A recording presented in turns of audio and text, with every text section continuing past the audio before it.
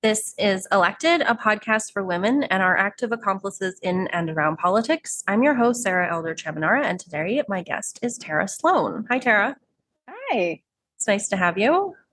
so great to be with you. Thanks for joining me.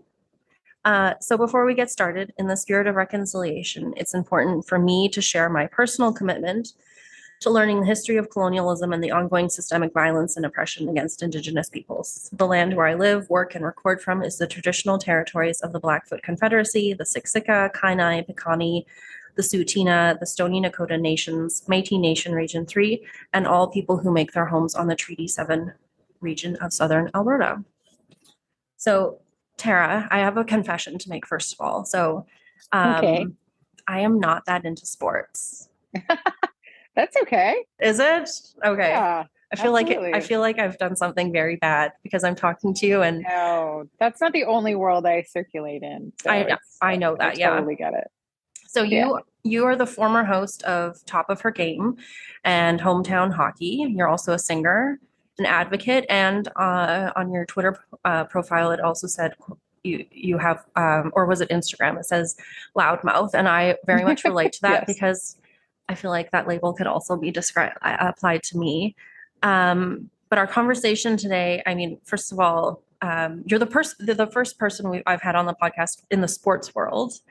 Yeah. But very specifically, I wanted to chat to you with you today about you being an outspoken advocate on the issue of hockey culture Hmm. and everything that's been going on at Hockey Canada. And maybe before we even get started, I'll just uh, put a content warning that we will be discussing issues of sexual assault and sexual violence in this episode. Um, so tell me, so when the story broke about Hockey Canada using money that was collected from players to pay out victims of sexual assault. When this story broke, what was your reaction? Well, I think it's twofold, really. You know, I am very well versed in the dark side of hockey culture and have been openly critical of the dark side of hockey culture. So shocked, of course, but I wasn't really surprised. I mean, all the details that have been coming out, and with the subsequent allegations of a 2003 sex assault, also. Um, I mean, they're horrific, but at the same time, what I have seen from the outside looking in, and a little bit from the inside, is that it tends to be a culture that protects its own. And the win at all costs mentality tends to supersede ethics, really. And so the fact that we were seeing at the highest level that, um, you know, players were protected and could move around in the highest levels without any fear of consequences was not at all surprising to me. Well, and I don't think it's surprising I mean, I haven't talked to anyone who's surprised, to be honest, because I think like growing up in Canada, I never played hockey, but, I went to a school where we had like a pretty decent like minor league team and the players went and, they were essentially like untouchable. They came and went as they did, as they wanted. They had a status. I never interacted with them, but obviously, we just that wasn't my thing, but I know that others did. And like, talking with parents with kids in hockey who've had their own experiences, like we all seem to know that there are really large problems in hockey culture, and yet because it is this like untouchable Canadian um you know thing, we just Hmm. it just nothing ever changes. Yeah. I mean, and, I guess I'm sort of skeptical that this is even the tipping point. I really thought, um, I guess it was November of last year when the whole Kyle Beach story broke. Rick Westhead from TSN, who does like absolutely incredible work, and he's really been one of the reporters unearthing all of this Hockey Canada stuff as well. That was a big reckoning. That this whole, that these assault allegations had been swept under the rug in 2010. I think I'm not going to get into it too much, but if your listeners don't know of it, they should look up Kyle Beach. But that seemed to be a really big moment in hockey. But then, then people forget really quickly and they move on. And of course, the teams in the league want it to be that way. This seems to be dragging on longer. Hockey Canada is digging in its heels like a toddler who doesn't want to leave a birthday party. And so actually, I think for that reason, this may do something. There are enough people who are engaged and enraged.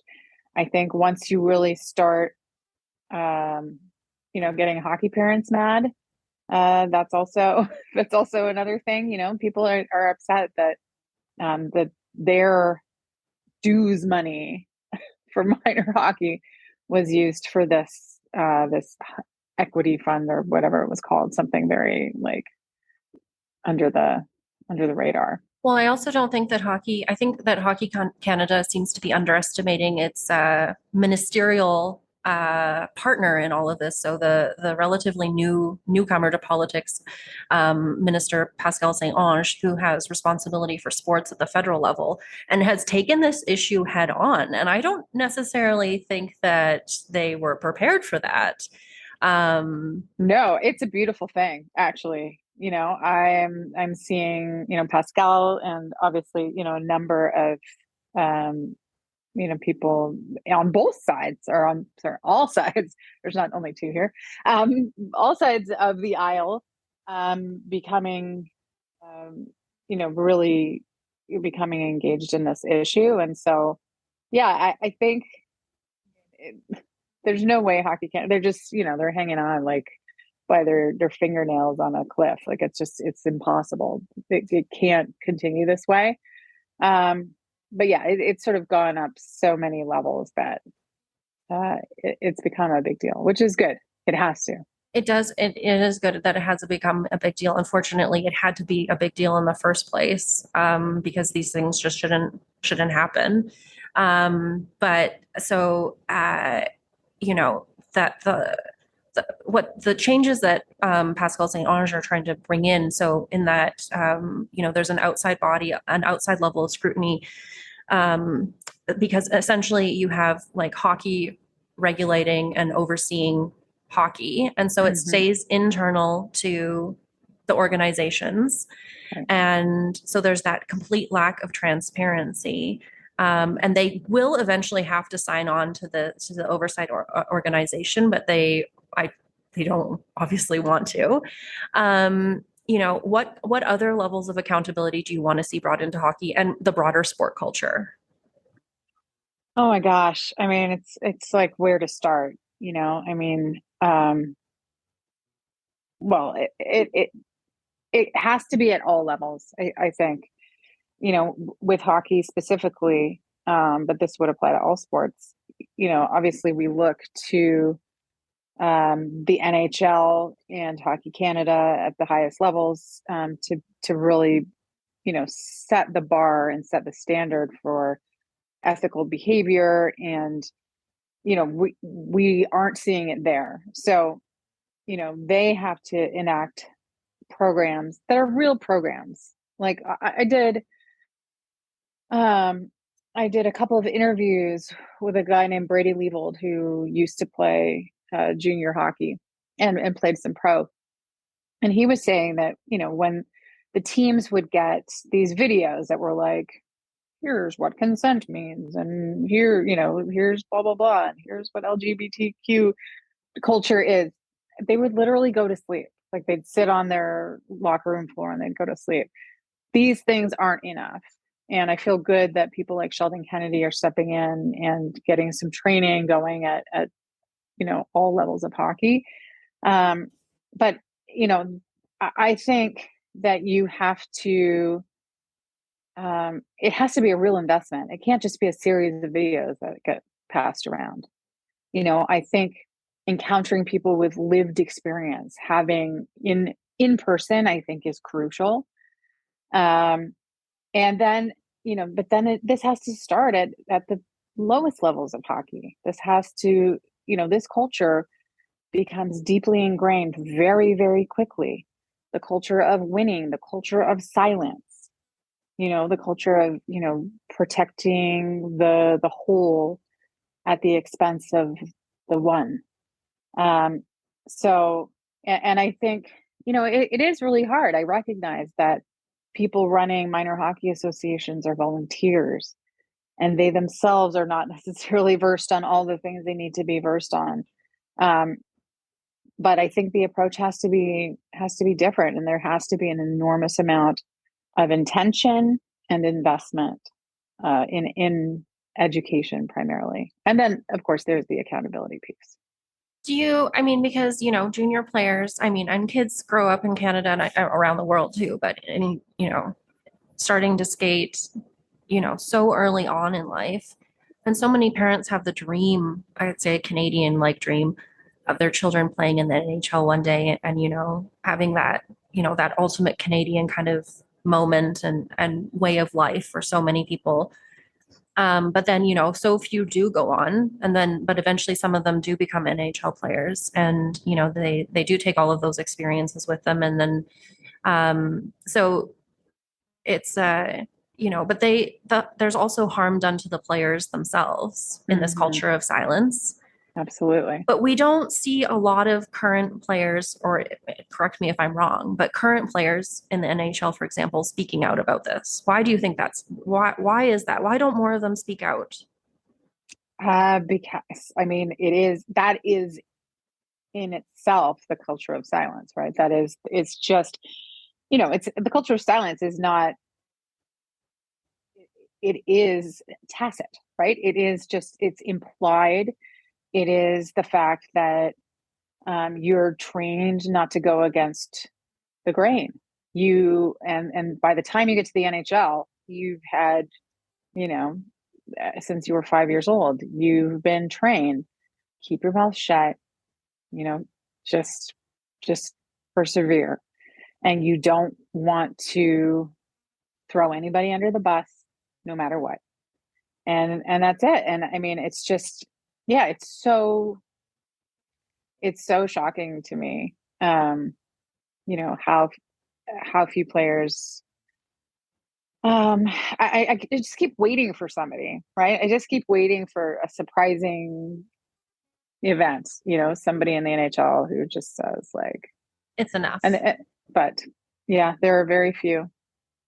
Well, and I think we've seen in other sports too, where people do speak out, and then they obviously, even on different issues, that they face very real consequences for taking a principled stand. It wasn't about this issue, but obviously Colin Kaepernick in the NFL is, a very good example of someone who took a very principled stand for something that was very just. And he hasn't played in the NFL really since, for quite a number of years. And, he suffers the consequences of that, and he stayed true to his position. I would hope that, NHL, like players who do have a lot of privilege, who do have some level of protection, and I think they would from the broader community if they did speak out from outside the hockey community and in, is that, that they would realize that they would, they would be doing, they would be helping, all future generations of little hockey players who were like them, one day at the rink with their parents, like we can do better. Mm-hmm. Sorry. Hi. That's my honey. Yeah, there are people who want to keep their jobs just like everybody else, and so they fear the consequences. But there are former players who have the opportunity to speak out. There are plenty of people who could take the stand, but again, it's their entire lives they've been told, they've been not even told, trained not to, trained. And you're right. I mean, I think the Colin Kaepernick example is a great one, because he really paid. I mean, you know, I don't think he would change it for anything. He's a cultural icon, but he lost that form of livelihood. He lost that love of his life, football. Yeah. I mean, it's a lot. So Well, yeah, and that doesn't take a lot in hockey and probably in most sports, but it doesn't take a lot to be labeled a problem. well, and so this is all very similar to politics too, in that, I mean, there's in the realm of politics, you never want to be the problem. You don't want to speak out about something that you've experienced or seen or have identified as, a systemic issue, because again, you most likely will be ostracized from, your community, your job might be at stake. You lose your friends, you lose contacts, you lose your sense of, to some degree, your sense of purpose, because so much of it is attached to your identity. And it perpetuates everything. So I see the parallels in because you protect the party, you protect the leader, things get dealt with internally. There's very little transparency and oversight. And in politics, it has to change as well. So I mean, the irony is that the government is holding Hockey Canada to account when who holds the government to account, but right. In this case, something because of the conditions put in place by Minister St. Ange, like funding, for example, money speaks, and they've lost sponsorships. Absolutely. So, do you see more of that happening? Because hockey season is just about, well, okay, and this is the non-sports person in me. I don't even know when does the season start? October. Okay. October. Okay. Yes. I mean, well, the hockey season, that's the NHL season. I mean, there's nothing currently going on with the NHL. So I think none of those sponsorships are in jeopardy. But there were during various parts of last season, Scotiabank in particular, I think was, calling into question some of the NHL's actions. So I do think that there are more and more sponsors who are, demanding that this culture shift. But yeah, in terms of Hockey Canada, I mean, that's a cascade, right? They lost so many. It was actually really wild for anybody who tuned into the World Juniors that took place in Edmonton. Usually, you would see the boards and the ice itself absolutely, crowded with sponsorship logos, and there was nothing. I mean, that was pretty powerful. Yeah, and I mean, that won't change in the foreseeable future, because Hockey Canada has been so reluctant to actually do anything, and their board has dug in their heels, and there hasn't been any change. Like, I don't know who's giving them their crisis communications and PR advice, but either they're doing their job and the Hockey Canada is just not taking it, which I think is probably the case. But like, what do you think will need to happen in order for there to be a change of the board? And do you think that even a change, if the Hockey Canada board changes, will it just be more of the same, just new faces? Well, that is the question, I guess. I think what's going to happen is just this continuing pressure, pressure from the government, pressure from the sponsors. They cannot go, all the funds being withheld, like this cannot continue.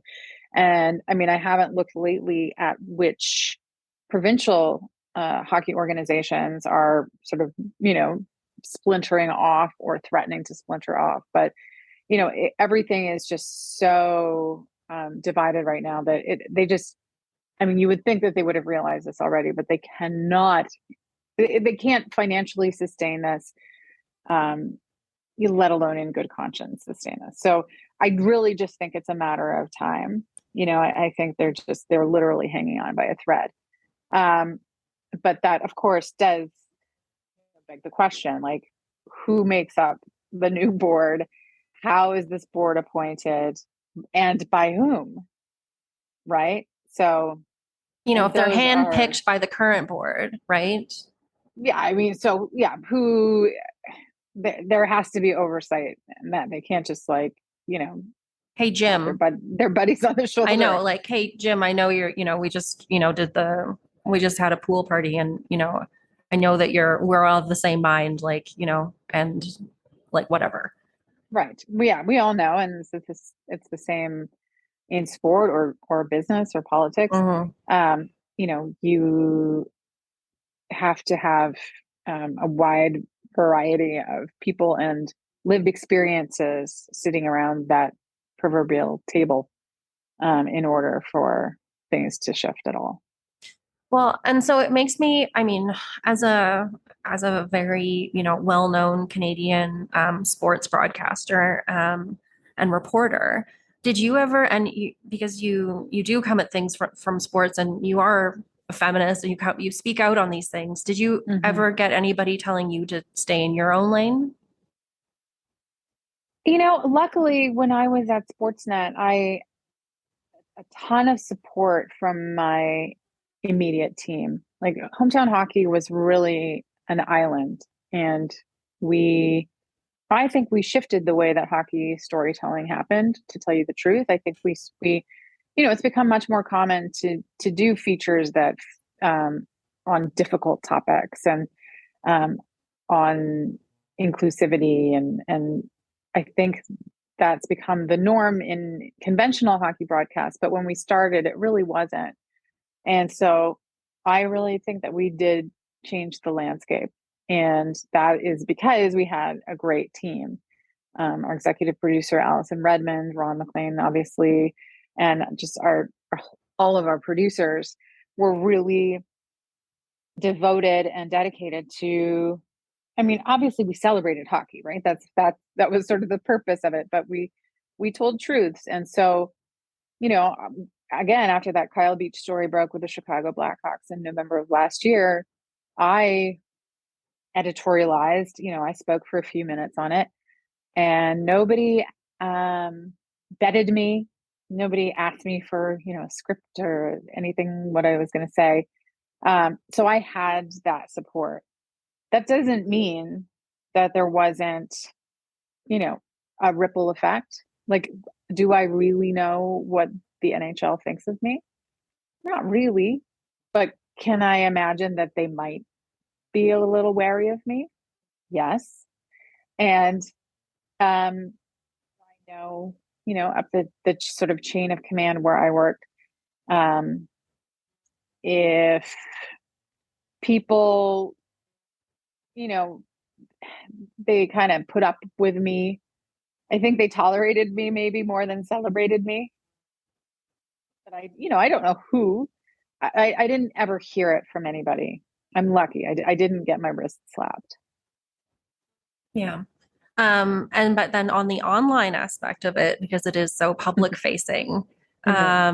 and especially lately, you've probably also seen the stories from the female and racialized journalists in Canada who have been part of like a systemic campaign of racism, sexism, Mm. Yeah. misogyny. Um, like, how do you deal with being online, a high profile woman in sports, in media, and how like it's frustrating for me because we can see government will act, right? They will take action when they feel it's necessary. But in this case, in terms of like, doing something about this, or even the verbal and physical intimidation of Chrystia Freeland this week in Alberta, Yeah. it's just we're all just talking about the problems, but we're not actually doing anything about it. So how do Mhm. you think we can make, like, what do you have any ideas of how we can make the online world safer, or for women and for in media and politics? Well, I mean, I can tell you just based on my own personal experience, and I guess I would preface the whole thing by saying that I have an enormous amount of privilege. Like, I am a white, straight, cisgendered woman, I who has the support of, employers and blah, blah, blah. So it's much, much different for me than it is for, a ton of women out there, especially racialized women. But like something kind of went up the chain of command at work, where I was sent a dick pic. And it was, there was some really kind of violent language. Reported to work, but what I was told was that there were really there was no follow-up when it came to Instagram or really any of those social media. So I think it has to start there. I mean, we know, right? Like we know how slow to act all of these platforms are. We know how slow to act they have been on the spreading of misinformation, right? Like problems that are like, so when you think about them, so changed the landscape and have changed outcomes of election, like things that like it's such a big deal, and it is so glacial in its shift because it is not in the best financial interest of these media. So there's like so hard to do anything. I mean, when there's violent language against you, I guess if somebody physically threatens you, there's a follow-up, and maybe the police would get involved. But I just think that there's not the right mechanisms in place. Mm-hmm. I Yeah. mean, this stuff is violence, especially like the stuff that, I mean, I've certainly been at the receiving end of some things that are just so vile, but I mean, the letters that I'm seeing addressed to these, racialized women reporters are like, it's, I can't even, I just can't believe it. Yeah. And there seems to be kind of, the parallels, like, right? So, who's willing to use their social capital, their political capital, whatever kind of capital it is, have attached to them to, to speak out on these issues and demand accountability. Because, government's like, oh yeah, this is a problem. Social media companies are like, oh yeah, this is really an issue. And then, nothing changes. And like, we need things to change. Well, I mean, listen, this is I mean, at the risk of going like, super dark, you know, people don't, women are not cared for, right? In so many avenues. And this is another one. Yeah. And it's like, we shouldn't have to get to the worst case scenario for something to be done. Like if we all kind of recognize that the path that we're on right now, is really bad and really dangerous, and people are at risk. Like it just, to me, it's all reactive and not proactive. And it's like, why can't we be proactive in this space? Like, tell me what you're going to do, and then actually do it. Because, so much of what I do through Madam Premier too is try to advocate that, we do need more women in politics and unelected and elected levels, but we also need, more women in sports. We need more women in all of these spaces where we've been, kept out of, which includes hockey. Girls and women's hockey does not get nearly enough attention, money, coverage, attention. Politicians and people generally love to trot out the line, like, I'm doing this for the next generation, like, but like, are you really? Or is this just a talking point? So, like for girls that, we want, has to be, if you're truly interested in doing something, then like actually do it.